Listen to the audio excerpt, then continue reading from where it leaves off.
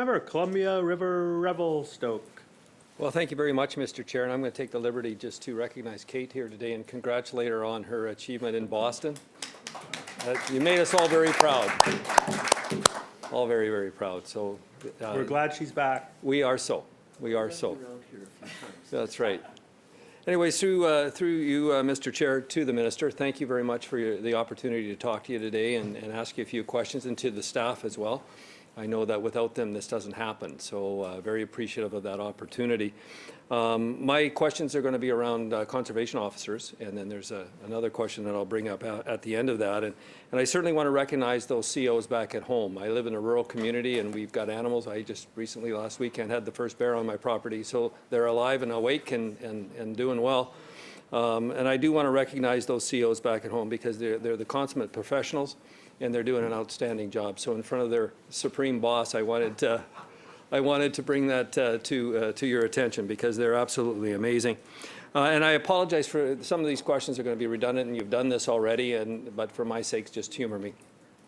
The 20 new conservation officers, I'm just totally thrilled about to hear and very supportive of your efforts around that. I know that we were planning on doing the same thing, but if you don't mind, through the chair to the Minister, if you could just help me with the timelines of employment of these 20 new COs and the training and in terms of when there might be boots on the ground for those 20 officers.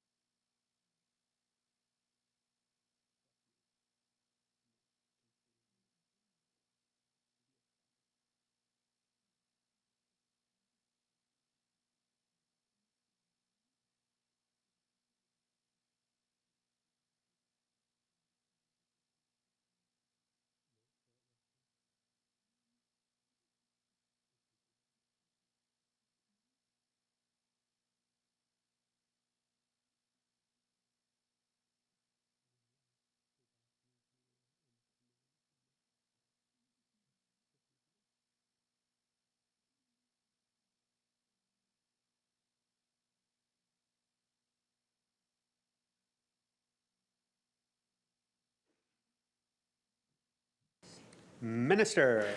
Thank you, Chair, and thank you to the member for the question. And I'm sure members of the Conservation Officer Service refer to ministers with many descriptions at different times, hopefully most of them nice, but I'm pretty sure Supreme Chief isn't one of them. All 20 of the conservation officers have been hired. In May, they begin their training at the Western Canada Law Enforcement Academy in Alberta. About 4 months after that, in the fall, they'll be in the field with more experienced officers to be boots on the ground for the first time, but that's also part of their training or apprenticeship, if you will. Then they'll go back for some further training, and in about a year, they should be, a year after the process starts in May, they should be fully independent and operational and deployed on their own, while working with other officers. But Member. Thank you, Chair. Through the chair to the Minister, thank you for that. It's great to know that they're hired and they're going to be deployed very soon because we certainly need them in the province. I guess my next question would be is through the chair to the Minister. Can you give me some sort of an idea in terms of the allocation of these conservation officers and how you reached the decision as to where to allocate them and how that all worked?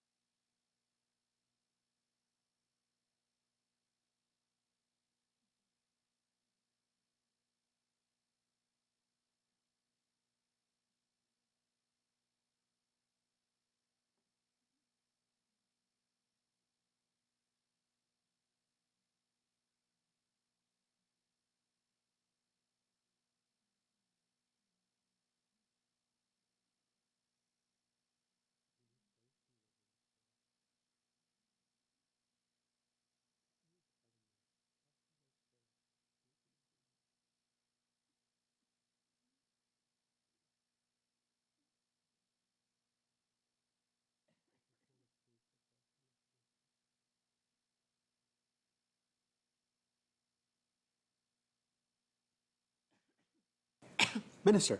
Chair, and to the member, the first thing we've tried to do, and this is for both effectiveness and officer safety, where we've had single officer detachments, we've tried to put a second officer there. In general, we assess the places in need of additional conservation officer help based on number of incidents, call volume, severity. We tend to deploy officers on a zone basis, so even though they may be stationed in one community, if they're needed in another part of the zone, they're moved around within the zone to deal with issues. If there was significant need for more attention in one area of the province, we could conceivably move people from one zone to another on a temporary basis.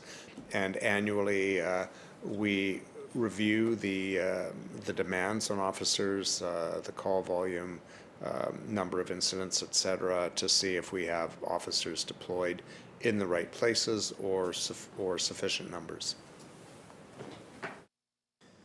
Member. Through you, Mr. Chair, to the Minister, thank you for that. I'm just wondering if you could provide me a list of where, through you, Chair, to the Minister, where those conservation officers have actually been allocated then.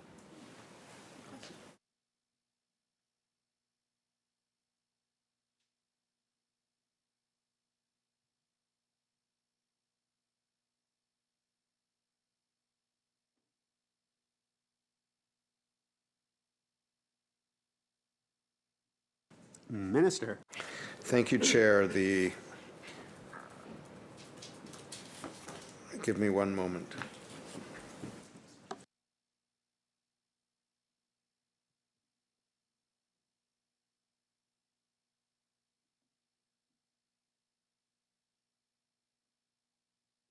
Minister. Chair, so I mentioned that we hired 20 new officers. There were eight unfunded positions, so they were obviously vacant, but they existed on paper, so they are now being filled. The new positions are in Bellacoola, Port McNeill, Vernon, Mackenzie, Chetwynd, Atlin, Haida Gwaii, Chilliwack, Duncan, Grand Forks, and 2 in the South Coast.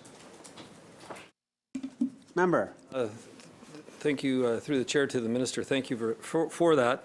So I'm here today to advocate, obviously, on behalf of the conservation officer that is not in Revelstoke. So I'm quite surprised, Minister, to see that there isn't one there. And what I do want to bring to your attention that during the election campaign, and I'll come back to the Revelstoke thing in just a minute, the candidate for Columbia River Revelstoke for the BC NDP, and I quote, said, the BC NDP will ensure there is one or more conservation officers based in Revelstoke and that these positions would not come at the expense of a nearby community, unquote. Also have in front of me here, and I won't read the quotes out, but the previous MLA in Columbia River Revelstoke, who was, through the Chair, to the Minister, an advocate, in his words, Revelstoke needs a conservation officer. I cannot say this forcefully enough, unquote.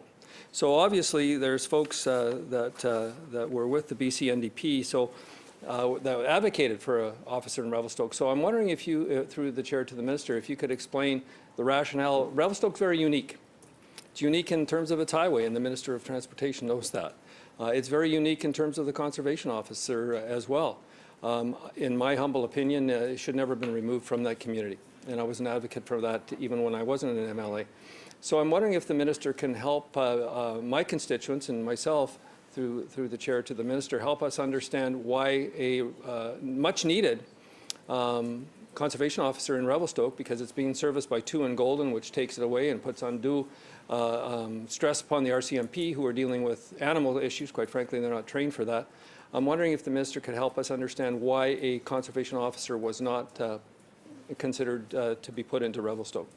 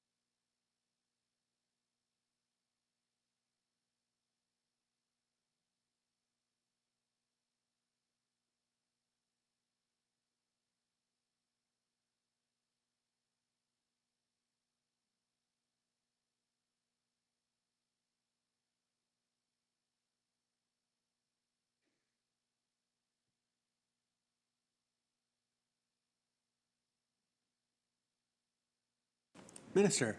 Chair, and yes, I can explain the rationale. First of all, I understand that a couple of years ago there was an unusually high level of calls related to wildlife conflicts in Revelstoke. That was viewed as an anomaly, and from the information I have, at least, has been to date. The criteria we used for the new positions were, as I mentioned earlier, to ensure that officers weren't in single postings. So we've added officers to work together, and because they're in zones, they will work throughout the zone. The other criteria that we use to determine where additional officers might be needed are complaints to the call center related to violations and complaints to the call center related to human-wildlife conflicts. And in the most recent figures for 2017, while I don't in any way want to minimize the number of incidents or violations reported in Revelstoke, the numbers in Revelstoke, 47 for violations and 126 for human-wildlife conflicts, are significantly lower than other areas that also don't have conservation officers. But as I mentioned, we review these statistics on an annual basis. If that changes, certainly Revelstoke will change in the priority listing, and we'd be happy to sit down with the member at any time to discuss the issues in Revelstoke as well as the entire region, to see if there are better ways we can address them, or in fact to listen to the members' advocacy for particular reasons why in his view Revelstoke needs to move up the priority list. Through the chair to the minister, thank you very much for that opportunity, and I will take you up on that. And I will include the mayor and some other folks associated with that as well. I just wanted to, the anomaly that you spoke about 2 years ago, it's not an anomaly. If you follow what happened in Revelstoke last summer, which was a disaster, they've got a conservation officer out of Golden who's doing the servicing, or there's two members in Golden, who's servicing the Revelstoke area, which means that's a good hour and a half, 2 hours, depending on traffic, to get to an incident in Revelstoke. But that conservation officer put down 9 bears in one day in Revelstoke. It was a massacre. It went international, and it was very difficult for Revelstoke to recover from that because of the incredibly negative press that inspired. And the CO themselves, when you spoke to them, I mean, the ultimate professional. But when you destroy 9 animals in one day, including a cub, that leaves a mark. That leaves a mark. So again, Revelstoke is a very unique community in the sense that it has these wildlife issues, yet there's nobody there to deal with them. As far as conservation officers working together, it's kind of like the RCMP, who are very independent in rural areas, who work independently as a member. And as a member, you're connected vis-a-vis your radio system. And I know that our COs, where I live, are rarely together. And they could be miles and miles apart, which are supported by the RCMP, and vice versa. The RCMP support the COs support the RCMP. So in rural communities, it's very necessary. So I guess what I'm asking the minister is there a potential then, and I think I heard you say this, but I just want to clarify through the chair to you, is there a potential of revisiting this and actually looking at getting a conservation officer, even though it might be above and beyond the 20? We can certainly make the argument to you, sir. Is that a possibility?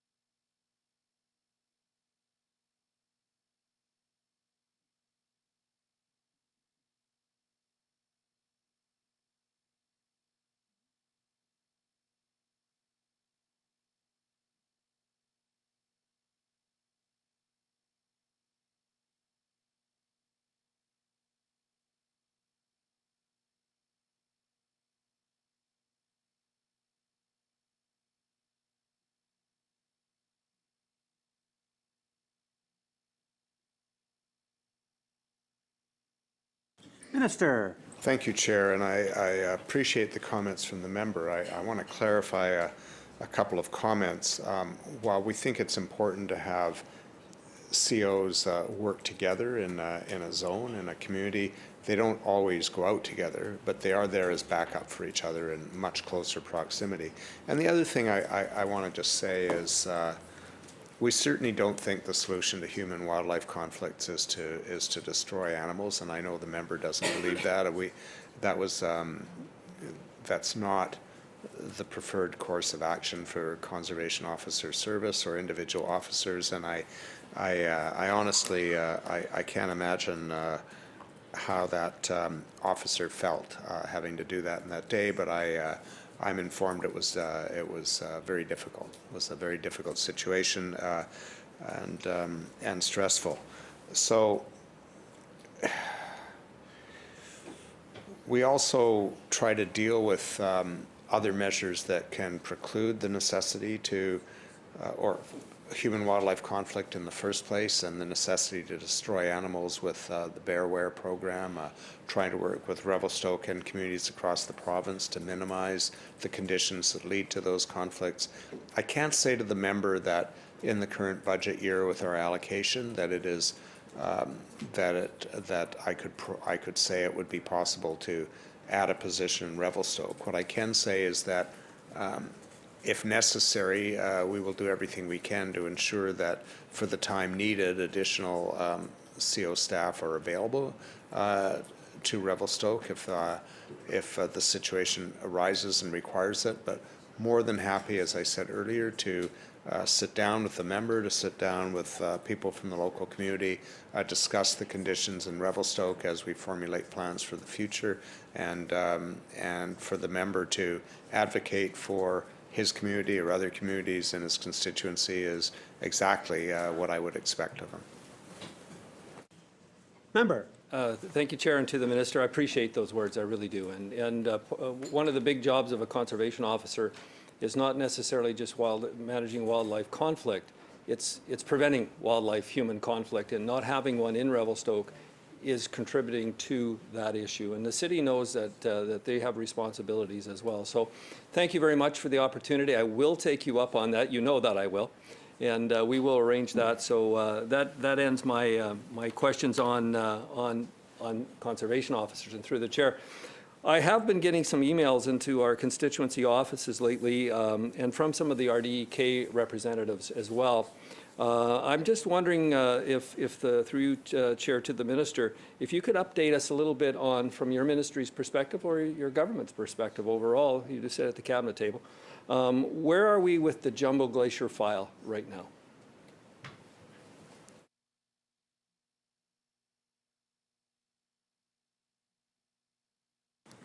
Minister. Thank you, Chair, and I appreciate the question from the member, but there is no authority over that file in my ministry, so this is the wrong place for that question.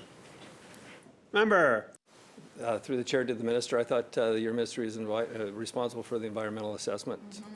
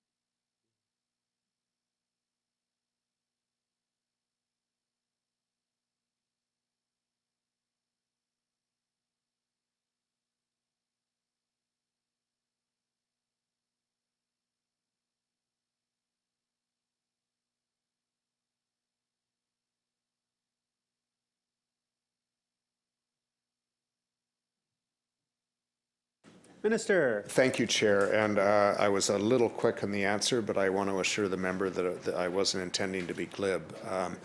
There is nothing currently before the ministry. The certificate expired in 2015 when the former minister ruled that the project was not substantially started.